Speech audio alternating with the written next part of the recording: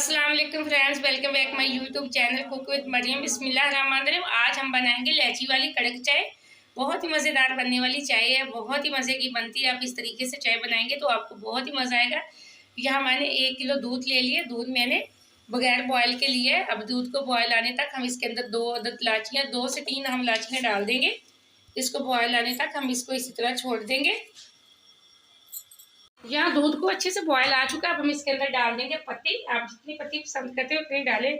बहुत मज़े की चाय बनती है। आप इस तरीके से अगर चाय बनाएंगे तो आपको बहुत मज़ा आएगा। अब हम इसको मैंने 2 चम्मच छोटे वाले यहाँ पत्ती के डाल दिए। मैंने 1 किलो के बराबर दूध लिया था। अब हम इसको इस तरीके से फेंट के अच्छे से 7 से 8 मिनट के लिए हम इसको इस तरह फेंटेंगे।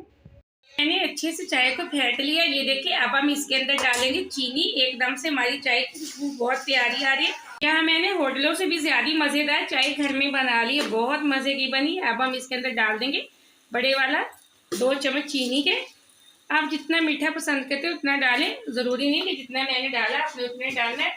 एकदम से हमारी कड़क चाय तैयार हो चुकी है इलायची वाली। आप इस चाय को ज़रूर ट्राई करें, वीडियो को पूरा देखा करें और कहीं से भी आप मिस्टेक ना किया करें ताकि आपकी रेसिपी ख़राब ना हो। आपने अगर अभी तक चैनल को सब्सक्राइब नहीं किया तो जल्दी से कर लें। ये आपकी तरफ से प्यार है, मुझे खुशी होती है कि आपने मेरे चैनल को सब्सक्राइब किया है। मैंने कोई आपको अच्छी चीज़ सिखाई है। आपको जो भी सीखना है आप मुझे कमेंट में बता सकते हैं, कोई मसला नहीं।